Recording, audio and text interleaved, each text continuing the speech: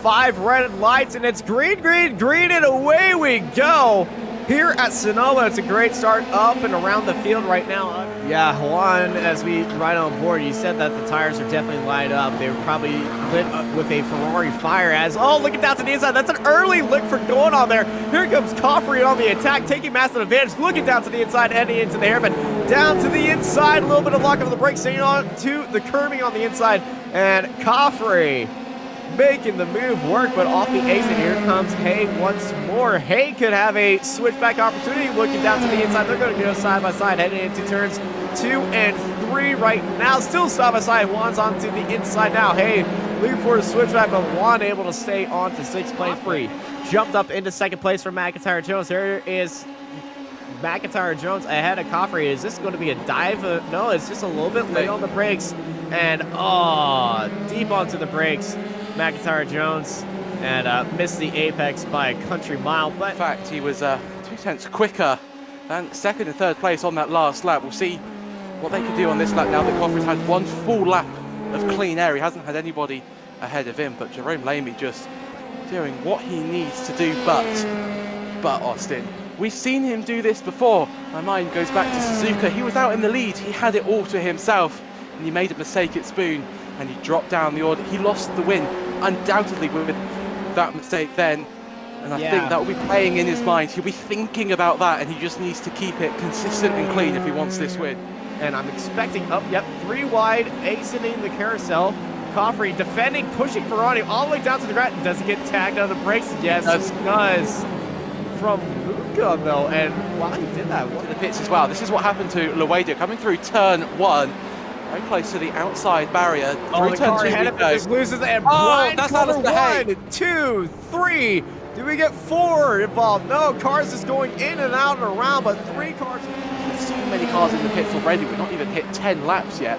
You still could be in for a good result. It's Reed Dennis looking. Oh, there's a spin. There's a car on the outside, and the back end of Brewer goes around into the lapped car on the outside that was just letting them by.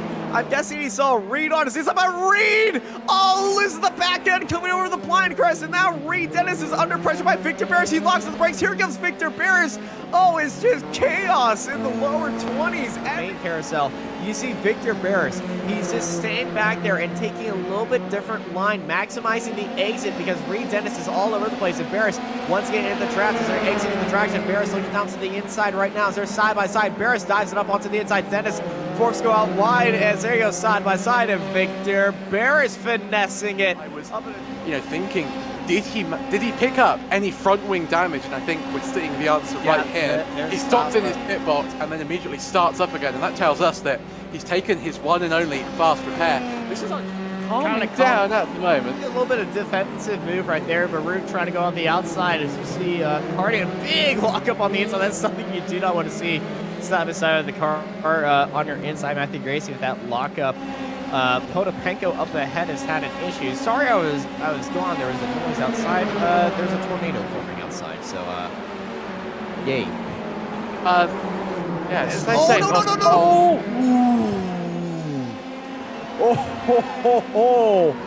That was so close to disaster right there. Gracie losing the back end, almost getting collected by Maruk and Victor Barris. Michael Coffrey, though, not really had much excitement. He managed to get past McIntyre Jones earlier on, just been, a little bit quicker than McIntyre Jones, but that's all shifting now. Lap 17, in fact, was a really poor lap for Coffrey, 7 tenths. McIntyre gained on Coffrey, so Coffrey under pressure again, and we're going to see what's going on. The SS just gets a little bit off into the grass, and whoa, that's a mega accident. Like that, huge accident. Yeah, I'm completely with you there. Nicholas Westman and Gietti battling it out as we head towards turn 7. Gietti on the inside. Maruk has got past Nick Carty in the background, but we're staying on board with this battle. Gietti, after dropping down the order, after making that mistake, he hit the grass on the entrance to turn 6. He's on the back foot. He was up with Ridders and Potapenko.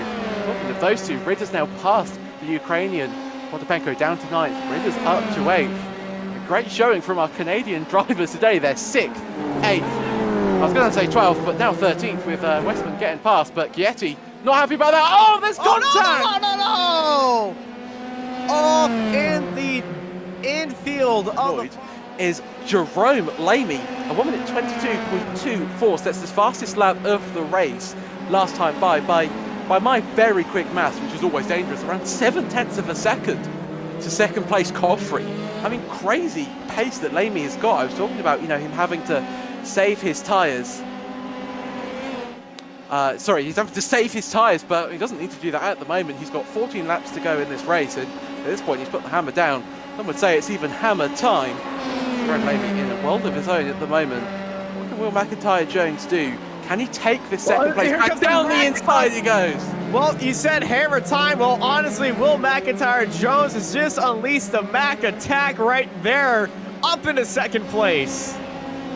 Does he have the tyres to respond? And that's Tony Jimenez in fourth place. Didn't even realise that he'd got so close. So Jimenez is in the battle for second place. Some ways, Tony Jimenez has got past Michael Coffrey. Yeah, Coffrey's slow. Yeah, Coffrey's got to slow down. Coffrey is going slow. I think he might have found the slowdown way out there on the outside of the track. Let's see what happened. So Tony Jimenez, the 11 car, is behind him at the moment as we head towards turn 7. If he goes extremely wide here, you can't get it. Oh, he's lost the rear. So it's Potapenko so close to being in the top 10 in his second race in the iGPFun series, but I think Lucas Maruk is just about to take that away from him. Potapenko had the pace earlier on, but wonder if he's just sort of used up all of his rubber early on. He's taken the sweets from the bag, as it were, and now he's paying the price. Lucas Maruk, again, just so much more command of his car. He can place it wherever he wants to. He has more front end, more traction. He's going to go to the outside of turn 6. We've seen, I think it was Gietti actually, having problems. Carty has fallen off the track somewhere along. Yeah, he's dropping down the field, so that the American is probably out of this race. We'll have a look at him, but Maruk side by side with Potapenko as we head into turn 7. Maruk fairly easily got the place under braking. Potapenko to 11th, Maruk up to 10th, and Michael Coffrey. But we've seen Luca Ferrani, I keep on saying it in these races, especially as we get to the end, that Luca Ferrani is so quick at the end of the race. He's a dark horse, we don't know what he's going to do, and I have a feeling that we could be seeing Luca Ferrani up into 4th place. Here at Sonoma, as you see the actual old hairpin where the IndyCars used to do it. The reason why they didn't use this hairpin was because they were feared. Ferrani past Coffrey, sorry, Austin. Really strange. So let's see if we can get some form of idea. Michael Coffrey coming through turn 6. Oh, he's lost the back end. Here comes the 38 right into it. Boom! There's the tap right there. The 38 and Coffrey. Oh no! Lucas Maruk though up to 8th place now, on the back actually of Stephen Ridders, but Jerome Lamy in no man's land at the moment. 16.6 seconds ahead of McIntyre-Jones. He set the fastest lap a few laps ago. He's now into the 21s, 1 minute 21.96. In fact, scrap that. Make it a 1 minute 21.9 flat. Like from Barney as they come across the start-finish line. As this is Jerome Lamy. He's almost pretty much lapped them already. He's coming around the hairpin. And to take a lights to checkered victory and a grand slam pole fastest lap, leading every lap, he's going to lock it up. And he's going to mark it with an 11 to take the win. Jerome Lamy as he burns it down across the line. Insane gap. I think this is one of the largest winning margins we've seen in the iGPFun League for quite some time. Through with Richie Robinson. Oh, Maruk could have a good look. Maruk could have a good look on Ridders right there. He looked out to the inside, but Ridders gets loose and Maruk got him off the exit. Ridders with the too much mustard off the exit. Back in, wiggling around like a dog at a barbecue. And wins by 14 seconds from Will McIntyre-Jones, and that's not even the half of it. Jerome Lamy slowed down, stopped, had a cup of tea, decided about what he was going to do next week, and still came across the line 14 seconds ahead of Will McIntyre-Jones. Tony Jimenez is in 3rd, great podium for him. Luca Ferrani just outside in 4th place. Adam Tausma up to 5th, Robert Ridgway 6th.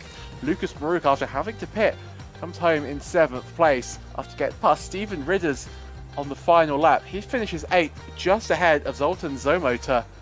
Nicholas Westman rounds out your top 10. with Podopenko just outside that magical top 10. He's in 11th, Victor Barris 12th, Matthew Gracie 13th, Killer and Richie Robinson is 14th with Ben Guietti in 15th place. John S. McKenzie 16th, Jeffrey Brewer 17th, Richard Van Veen is 18th with Noel Richie Robinson in 19th, and Nick Carty rounding out your top 20.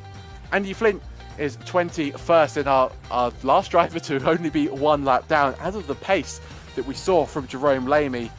Alejandro Luedo is 23rd, Rory Collins 24th. Coffrey, after being hit by Richard Van Veen, he was running second and then third for so long in this race.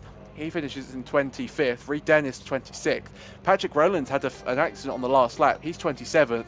James Clark seems to spend more time off the track than on it. He's 28th. Frankie Franchica 29th, and the first of our retirees. Alistair Hay 30th. Darren Rowlandson 31st. Juan Coffrey 32nd.